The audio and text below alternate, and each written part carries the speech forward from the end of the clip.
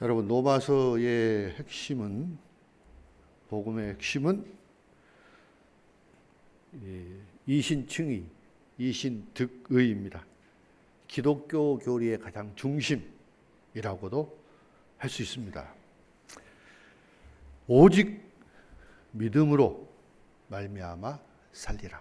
의인은 오직 믿음으로, 오직 믿음으로만 구원을 받는다는 것입니다. 다른 것, 구원받을 것 아무것도 없습니다. 우리의 자랑, 우리의 수고, 우리의 선행 다 구원받을 수 있는 것이 아닙니다. 여러분은 구원받으셨습니까? 여러분 예수 믿고 구원받으셨습니까? 그러면 여러분은 죄인입니까? 의인입니까?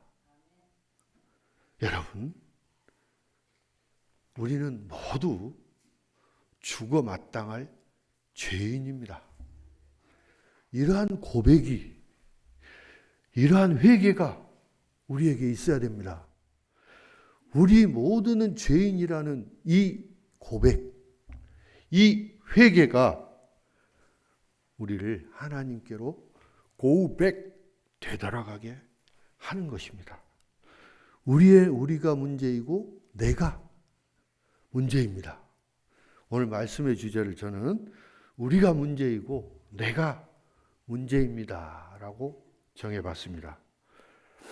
저와 우리에게는 먼저 이러한 고백이 먼저 있어야 됩니다. 이러한 회개가 있어야지 우리는 구원에 이를 수 있는 겁니다. 우리가 죄를 깨달아야 돼요. 우리가 죄인이라는 것을 깨달아야지 우리에게 회개가 일어나는 겁니다. 내가 죄인이 아닌데 내가 왜 회개를 합니까? 그렇죠. 내가 죄인이라는 것을 깨달아야지 회개가 있고요. 반드시 회개를 해야지 구원이 있는 겁니다.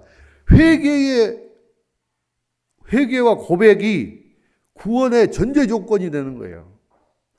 구원을 받기 위해서는 반드시 회개가 있어야 됩니다. 죄에 대한 고백이 있어야 돼요. 네. 나는 죄인이 아닌데 내가 회개다 하지 않는데 구원이 절대 결코 있을 수 없습니다. 고백과 회개가 있어야지 반드시 우리는 구원을 얻을 수 있는 것입니다. 오늘 바울은 이 본문을 통해서 우리 모든 사람들의 그 황폐한 마음, 그 황폐한 모습을 아주 과감하게 폭로하고 있습니다. 모든 인간은 아주 참혹할 정도로 부패하고 타락했다는 겁니다. 이것이 바로 기독교 교리에서 말하는 전적 타락 교리입니다. 전적으로 타락했다는 거예요. 뒤에 나오겠지만 목구멍, 입, 눈, 입술, 발, 우리 신체 모든 것이 전부 다 타락했다는 거예요. 이게 전적 타락이에요. 이 전적 타락을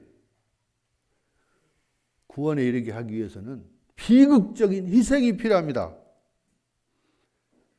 그래서 예수 그리스도께서 우리의 구원을 위해서 이 땅에 오셨고 십자가에 참혹한 십자가에 굳이 죽지 않아도 되실 분이 십자가 희생이 되셔서 우리를 구원해 주신 겁니다. 자, 그런데 우리들은 어떤 생각을 가지고 삽니까? 나는 완벽하지는 않지만 죄인이라고 인정하는 건 싫어합니다. 거기에다가 특히 내가 완벽하게 실수하고 오류가 있다는 것을 인정하지 않은 사람은 정말 대단히 교만한 사람이에요. 그리고 그것을 완벽하게 또 부인하는 사람은 이 세상에서 가장 완벽한 거짓말쟁이입니다. 그리고 모든 사람은 모르는 것이 많다는 것은 인정을 해요. 하지만 내가 영적이고 지적인 영적으로 지각이 전혀 나는 없다라는 것은 또 인정하는 것을 싫어합니다. 그리고 모든 사람은 하나님으로부터 도망을 가고 있다고 인정을 합니다. 하지만 가끔 필요할 때는 나도 하나님을 찾는다. 이렇게 가장을 합니다. 우리는 이 시간 우리의 타락하고 부패한 우리의 모습을 벗어 던져버려야 합니다.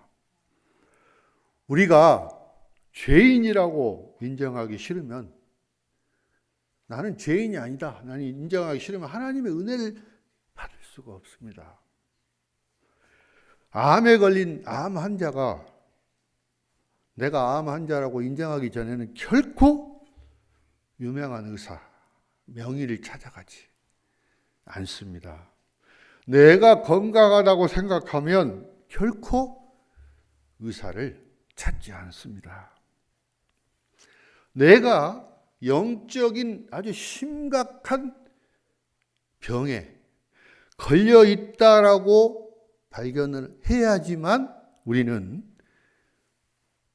명의 되시는 우리 주 예수 그리스도를 찾게 되는 것입니다. 자, 여러분 9절에 보시면 유대인이나 헬라인이나 다 죄 아래 있다고 우리가 이미 선언하였느니라. 자, 9절에서 말하고 있는 유대인들이 이렇게 반문을 합니다. 그러면 어떡합니까? 우리는 그래도 최소한 하나님의 신탁을 맡은 특권층인데 우리는 조금 낫지 않습니까? 이렇게 반문을 합니다. 근데 사도 바울은 유대인이든 이방인이든 우리 모든 사람은 전혀 다를 게 없다. 누구나 다 똑같이 죄인이다. 이렇게 선언을 하고 계시는 거예요. 10절에서부터 12절 같이 한번 읽겠습니다. 의인은 없나니 하나도 없으며 다 치우쳐 함께 무익하게 되고 선을 행하는 자는 없나니 하나도 없도다. 아멘.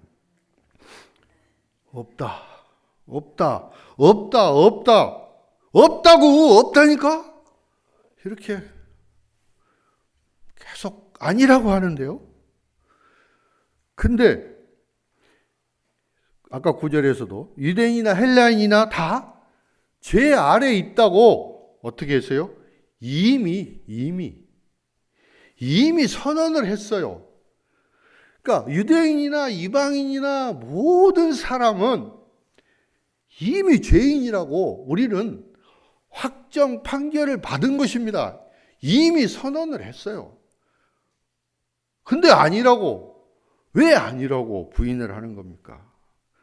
많은 사람은 이 전적 타락이라는 개념을 왜곡하기를 원해요. 나는 전적으로 타락되지 않았다. 나는 좋은 죄인이다. 좋은 죄인이라고 생각을 합니다. 나는 완벽하지 않아. 하지만 나도 잘못한 건 나도 알아. 그렇지만 나는 살인자가 아니야. 나는 테러리스트가 아니야. 나는 미성년자 성폭행범, 성추행범이 아니야. 그래서 나는 그나마 괜찮은 거야. 그러니까 나는 죄인이지만 아주 좋은 죄인이야. 이렇게 생각을 하는 겁니다. 좋은 죄인이라고 생각하는 사람들에게 복음을 전하는 것이 너무너무 어렵습니다. 본인이 좋은 죄인이라고 생각하는 사람, 복음이 들어가질 않아요. 그래서 오늘 본문은 죄 얘기만 하고 있는데요. 이 본문에 대해서 이 목사님들이 설교를 많이 꺼려 하신다고 해요. 왜? 죄에 대해서 자꾸 들춰내고 얘기해야 되니까 아니라고 얘기하니까 싫어하는 거죠. 그래서 그런 좋은 죄인이라고 생각한 사람들은 교회도 잘 나옵니다. 교회 출석도 참 잘해요. 교회 헌금 생활도 참 잘합니다. 선교회에 가입해서 또 봉사활동도 열심히 합니다. 그리고 그 가족들이 뭐 대대로 그냥 이 교회에서 오랫동안 교회 구성원으로 많은 역할을 합니다. 네, 그런 교인이 죄를 얘기하니까 이렇게 목사님을 협박을 합니다. 목사님, 도대체 당신은 누구시길래 나를 죄인이라고 부릅니까? 계속 그렇게 하시면 목사님 해고당할 겁니다. 이렇게 협박까지 한다는 거예요. 저는 계란찜을 참 좋아합니다. 뚝배기에다 계란찜을 하는데요. 계란이 몇 개 있어야 되고요. 거기에 또 소금도 있어야 되고 설탕, 통깨도 있어야 되고 대파도 있어야 되고 뭐 참기름, 또 물도 있어야 되죠. 자, 계란찜을 만들려고 하는데 냉장고에서 계란을 몇 개 꺼내야 되겠죠. 꺼냈는데 한 개가 약간 상했어요. 그래서 신선한 걸 찾아보니까 이제 더 이상 없습니다. 그래서 이게 조금 상했지만 다른 신선한 계란들하고 같이 섞으면 괜찮겠지 하고 계란찜을 만들었어요. 만들었는데 이상한 냄새가 막 쾌쾌한 냄새가 나는 거예요. 네. 그 많은 계란 몇 개 중에 하나가 조금 상했는데 이거 넣으면 그냥 다 좋아지겠지. 이렇게 생각하고 했는데 냄새가 나서 못 먹게 돼. 그거 먹어야 될까요? 안 돼. 먹으면 안 되겠죠. 그죠? 네, 먹으면 안 됩니다. 자신이 죄인이라는 사실을 부인하지는 않지만 자신의 죄가 자신을 정죄하기에는 그렇게 충분하다고 생각을 하지 않아요. 계란 하나 정도 상한 것이 다른 거 다 괜찮은데 이게 얼마나 뭐 영향을 미치겠냐는 거죠. 그러나 어떠한 죄도 하나님께서는 결코 용납하지 않으십니다, 여러분. 3장 9절에 유대인들은 이방인들보다 나을 것이 없다. 왜냐하면 누구나 모두 다 죄 아래 있기 때문이다. 이렇게 말씀을 하고 있죠. 유대인이나 이방인들이나 모든 사람은 죄인이기 때문에 율법의 행위로 의롭다고 받을 수가 없고 또한 하나님의 그 올바른 신분을 얻을 수가 없습니다. 칭의, 득의, 의를 얻을 수가 없고 의롭다고 칭함을 받을 수가 없는 거예요. 모든 사람이 죄 아래에 있기 때문에 하나님께서 죄로부터 우리를 구원할 그 구세주를 보내주셨다는 거. 이 얼마나 기쁜 소식입니까? 이게 바로 복음입니다. 이 복음이 우리에게 꼭 필요한 것입니다. 또 10절과 11절 보시면 의인도 없고 깨닫는 자도 없다 말씀하고 있습니다. 시편 14편 1절부터 3절까지 한번 같이 읽겠습니다. 어리석은 자는 그의 마음에 이르기를 행실이 가증하니 선을 행하는 자가 없도다. 여호와께서 하늘에서 하나님을 찾는 자가 있는가 보려 하신즉 다 치우쳐 함께 더러운 자가 되고 선을 행하는 자가 없으니 하나도 없도다. 전도서 7장 20절도 한번 보겠습니다. 선을 행하고 전혀 죄를 범하지 아니하는 의인은 세상에 없기 때문이로다. 마치 예수를 믿는 것, 하나님 말씀을 믿는 것, 기독교로 교인이 되는 것, 또 하나님을 경건히 여기는 것이 세상 사람들은 어리석은 걸로 생각을 하고 지식이 없다라고 생각을 합니다. 그러나 더 어리석은 자는 바로 하나님이 없다고 생각하는 사람입니다. 이러한 인간의 악하고 이 타락한 마음이 바로 지성이나 또는 경건함이 아니고 이게 바로 죄입니다. 이게 바로 인간의 죄입니다. 죄. 또 3장 11절 말씀 보면 하나님을 찾는 자가 없다고 말씀하고 있어요. 인간의 본성의 그 타락함이 많은 사람들을 선보다도 악으로 내몹니다. 우리는 선한 일을 행하는 데는 굉장히 망설이고 더딥니다. 하지만 나쁜 짓, 악한 일은 쉽게 해버려요. 너무너무 쉬워요. 이게 바로 우리 인간의 타락한 본성 때문에 선보다도 악이 더 쉽고 먼저 나타나게 되는 것입니다. 우리는 순결보다도 불순함, 절제보다도 무절제, 이런 것들을 고의로 택하고 삶과 죽음 가운데서 고의로 죽음을 택하는 겁니다. 자, 하늘나라와 영생에 대한 그 소망을 이런 사람들은 거부하고 세상의 쾌락이나 또 세상의 그 이득만을 챙기기에 바쁩니다. 그들은 생수의 샘을 거부하고 물을 담을 수 없는 터진 웅덩이를 스스로 선택을 하고 있는 것입니다. 자, 남편이 알코올 중독자입니다. 아내는 어떻게 해야 될까요? 당연히 술 주정뱅이 남편을 구해내야 되겠죠. 그런데 아내는 남편을 위해서 또한 변명을 해야 됩니다. 그리고 끊임없이 남편을 구하기 위해서 노력을 해야 됩니다. 그러면서 남편한테는 이렇게 또 쏘아붙입니다. 내가 당신을 위해서 뭘 하는지 알아? 그러나 난 당신을 결코 떠나지 않을 거야. 나는 우리 가족을 유지하려고 노력할 거야. 결혼 생활을 유지하려고 노력할 거야. 우리 가족을 경제적으로 내가 지탱하려고 노력하고 있어. 당신 때문에 왜 내가 이 고생을 해야 하지? 당신이 나에게 하는 짓을 한번 봐봐. 나는 당신을 위해서 너무나 많은 그 고통을 겪고 있어. 당신에게 너무 많은 걸 주는데도 당신은 계속 술만 먹고 있어. 이렇게 쏘아붙이고, 겉으로 보기에는 이 아내가 대단히 봉사하는 사람인 것처럼 보입니다. 남편에게 굉장히 희생하는 것처럼 보입니다.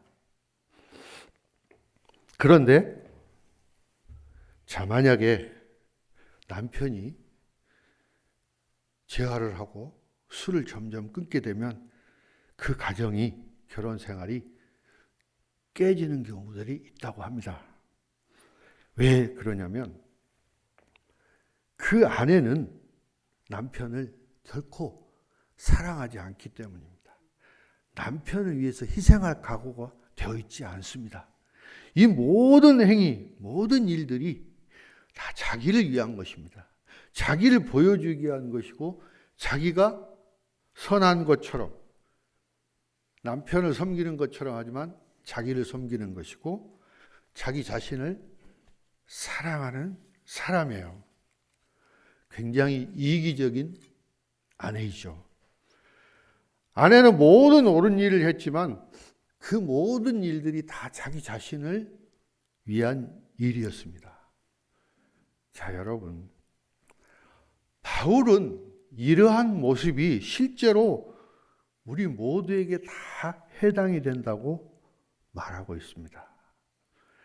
성령이 들어와서 우리의 마음을 바꿔놓지 않는 한 아무도 하나님을 위해서 하나님을 섬기지 않습니다. 실제로 아무도 하나님을 찾지 않습니다. 아무도 선을 행하지 않습니다. 성도들은 스스로 하나님을 찾았다고 생각할지 모르지만 자기가 하나님을 찾은 것이 아닙니다. 자기 자신은 하나님으로부터 늘 도망을 가는데 하나님께서 계속 추적해서 찾아내시는 겁니다.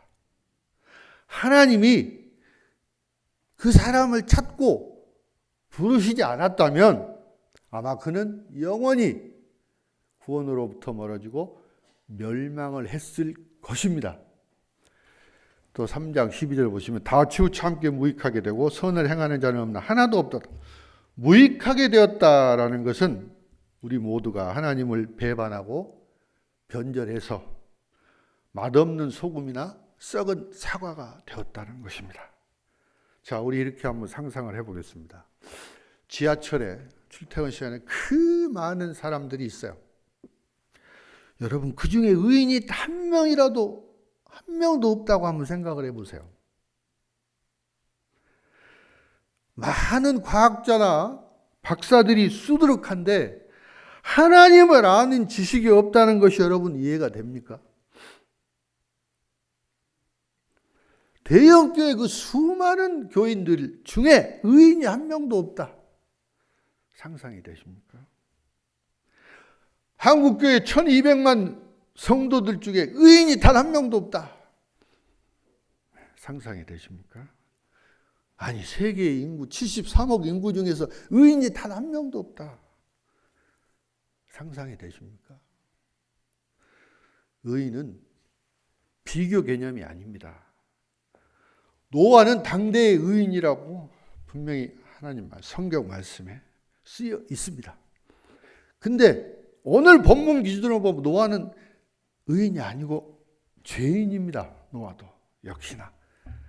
하지만 그가 구원받은 것은 하나님이 의롭다고 부르셨기 때문에 칭의, 의인이라고 칭함을 받았기 때문에 그가 구원을 받은 것입니다. 소돔과 고모라는 의인 50명, 45명, 40명, 30명, 20명, 단 10명이 없어서 망하고 말았습니다. 의인은 상대적인 개념이 아니고 절대적인 개념입니다. 남하고 비교해서 나는 의인이다. 나는 저 사람보다 그래도 내가 좀 낫지 않을까? 아닙니다. 하나님의 기준은 절대적인 기준에서 죄인이냐 의인이냐를 따지는 겁니다. 따라서 우리 인간 중에는 단 한 사람도 의인이 없습니다. 모두 다 우리는 죄 아래에 있는 죄인입니다. 오직 우리 주 예수 그리스도, 인간으로 오신 우리 주 예수 그리스도 그분 한 분만이 의인이십니다. 그래서 그분의 희생에 의해서 우리 죄인들이 구원을 받게 된 것입니다, 여러분. 죄는 우리의 삶을 지배해서 우리가 그 죄의 정욕에 복종하게 만듭니다. 그래서 바울은 이것을 죄의 노예라고 말합니다. 노예. 우리는 죄의 노예예요, 노예. 그리고 죄의 행위는 질병의 증상하고 똑같아요. 어디 한 군데가 잘못되면, 입이 죄인이면 입만 그런 게 아니고 전 신체에 다 금방 질병이 퍼지는 것처럼 다 퍼져서 전체가 타락하고 부패하는 죄인이 되는 것입니다. 따라서 우리는 죄로 인해서 하나님 앞에 스스로 설 수 있는 사람은 단 한 사람도 없다는 거 여러분 명심하시기 바랍니다. 13절에서 18절 말씀에 계속 보시면 목구멍, 혀, 입술, 입, 발, 눈 이렇게 신체 모든 기관들을 다 동원해서 다 타락했다, 부패했다라고 말하고 있습니다. 13절에 보시면 그들의 목구멍은 열린 무덤이다. 자, 시편 5편 9절 말씀 한번 보겠습니다. 그들의 입에 신실함이 없고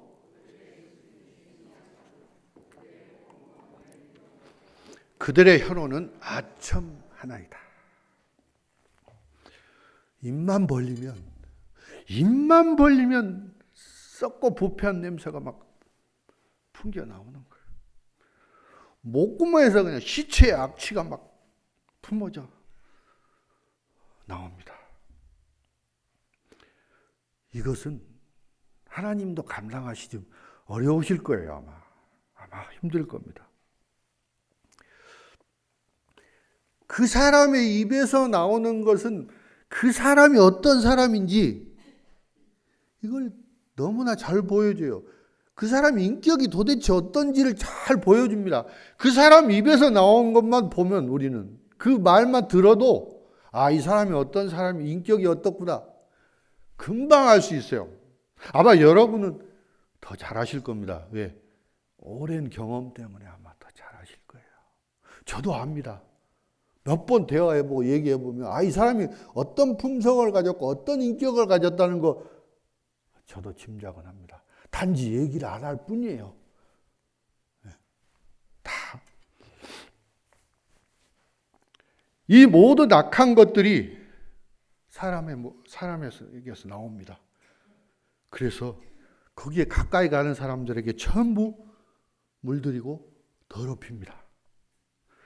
자, 야고보서 3장 8절 말씀 한번 보겠습니다.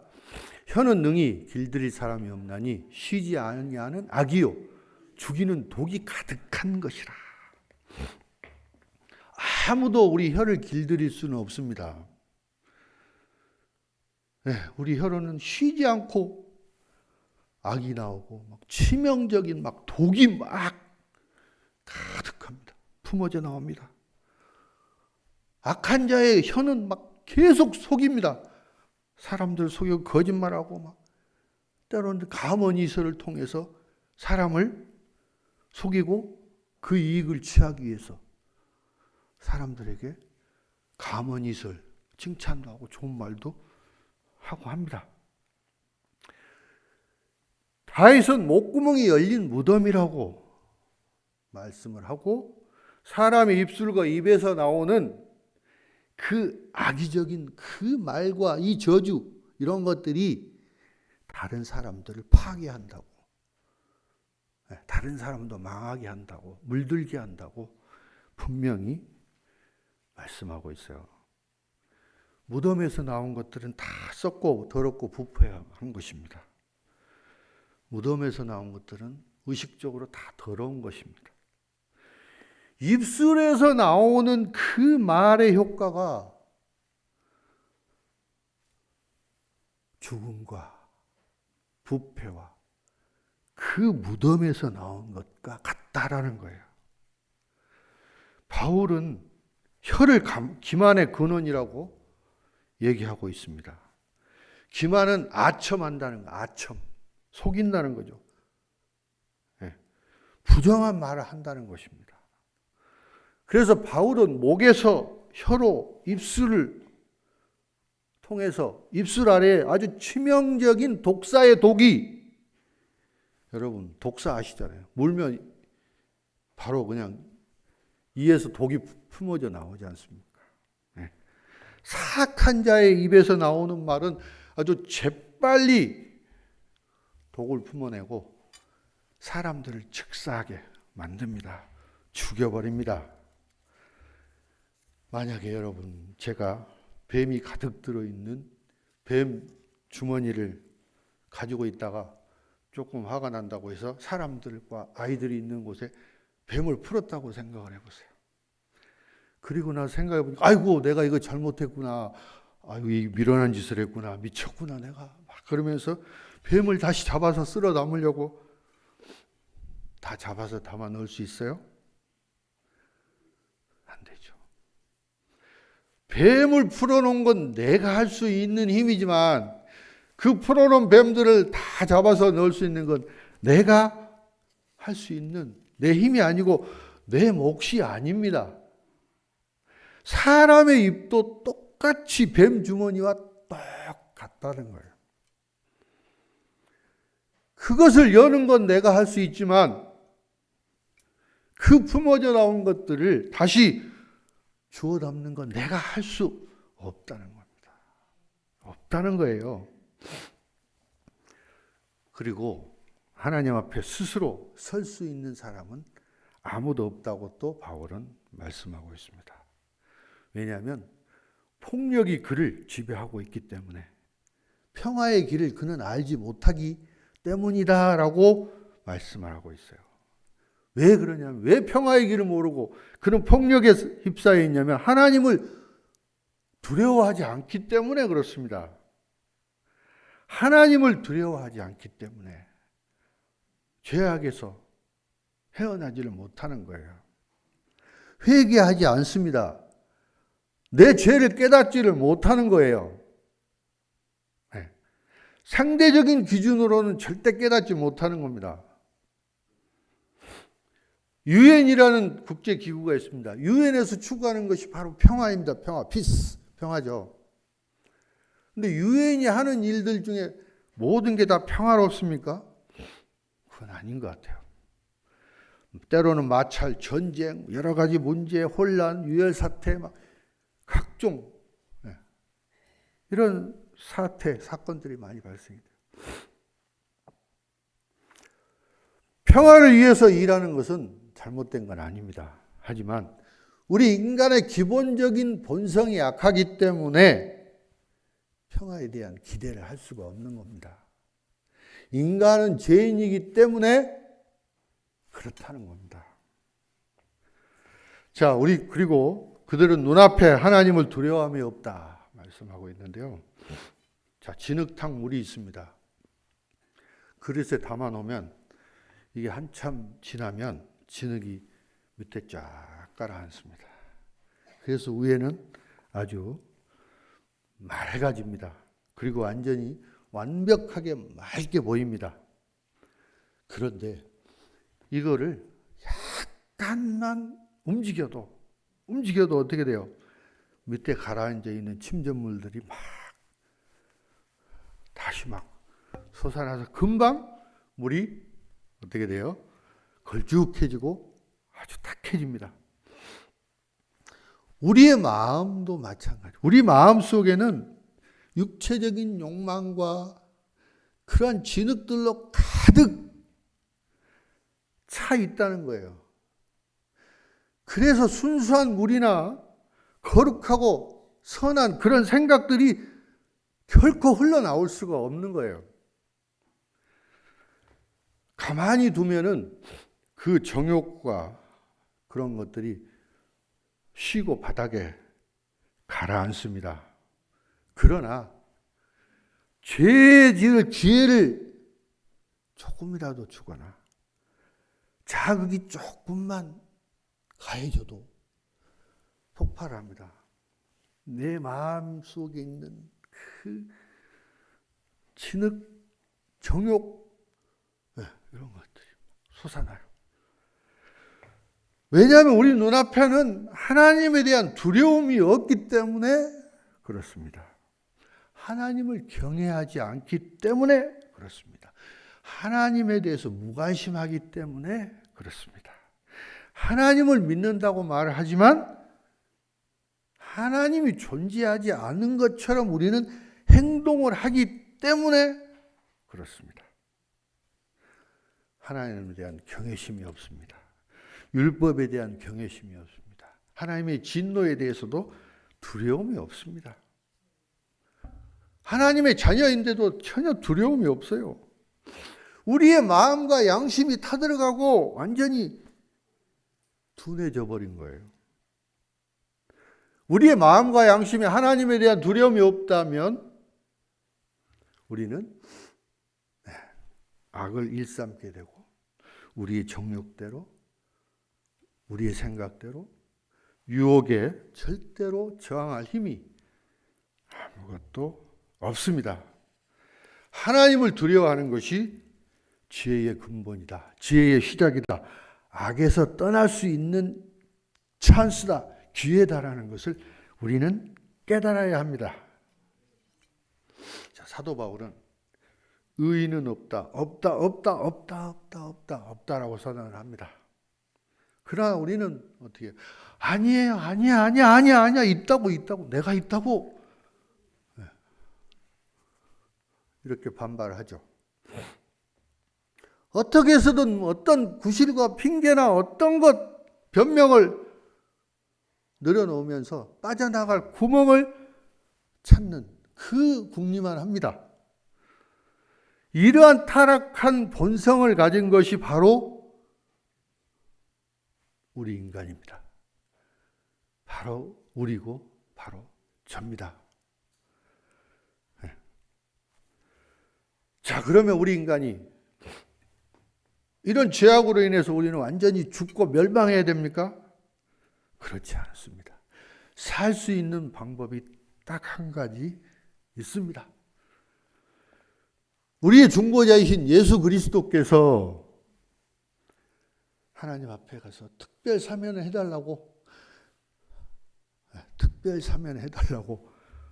청원을, 탄원서를 제출하는 것입니다. 그것이 바로 뭡니까? 복음이에요. 복음. 복음을 통해서만 우리는 사형을 면할 수 있고 멸망을 면할 수 있고 구원을 받을 수 있는 것입니다.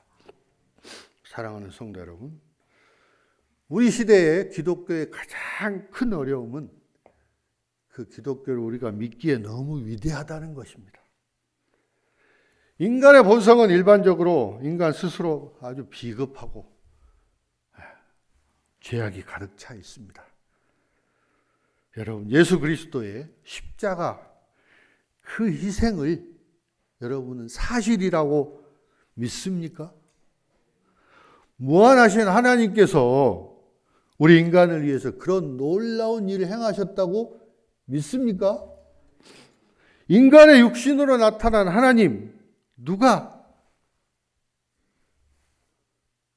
그 사실을 믿을 수 있겠습니까? 아마 교회에 나오시는 분들 중에도 못 믿는 분들이 더러 계실 거예요. 트리니티, 삼위일체를 이해하는 데도 몇십 년이 걸린다고 어떤 교인은 그런 고백을 합니다. 우리가 믿지 못한 우리 인간의 그 전적 타락입니다. 다 부패하고 타락한 겁니다. 이거를 회복하고 극복하기 위해서는 예수 그리스도, 단 한 사람인 의인인 예수 그리스도의 그 보혈의 피, 그 희생이 필요했던 겁니다. 이 비극적인 그 희생이, 그 사실이 필요했던 거예요. 그래서 하나님은 아무 죄 없는 예수님을 십자가에 매달으셨어요. 왜? 우리의 죄를 위해서. 우리의 죄를 위해서 예수님을 기꺼이 희생을 시킨 것입니다. 여러분, 하나님의 진노 아래에 있는 우리 죄인, 우리 인간은 하나님의 그 자비로 예수 그리스도의 그 십자가 희생으로 구원의 길을 걸을 수 있다는 그 놀라운 소식, 그 좋은 소식, 그 기쁜 소식, 이게 바로 우리를 구원할 수 있는 복음이 아니겠습니까? 구원은 하나님의 은혜롭고 공로 없이 아무 대가 없이 주시는 영광스러운 선물입니다. 구원은 하나님의 독생자 이름을 믿는 모든 사람들에게 거저주는 선물입니다. 구원은 오직 하나님의 은혜로, 오직 믿음으로 예수 그리스도 안에서 주어지는 선물인 것입니다. 우리는 완전히 전적으로 타락했지만 하나님은 여전히 나를 사랑하십니다. 또 내 삶에 놀라운 계획을 하나님은 갖고 계십니다. 여러분, 이 전적인 하나님의 은혜로 구원받는 이 우리가 열린 무덤 같은 이 목구멍으로 하나님에게 사랑을 고백하고 하나님을 찬양하는 이 목구멍으로 바뀐 거에 대해서 우리를 늘 감사해야 합니다. 피 흘리는데 바쁘게 뛰어다니던 이 발로 그 복음의 복된 소식을 전할 수 있는 아름다운 발이 될 수 있도록 변화시켜 준 것에 대해서 우리는 늘 감사해야 합니다. 여러분, 오직 예수 그리스도의 믿음으로 구원받을 수 있다는, 오직 믿음으로 구원받을 수 있다는 그 확신을 가지고 여러분의 믿음 생활 잘 하시고 여러분에게 주어진 사명을 잘 감당하시기를 주님의 이름으로 축원합니다.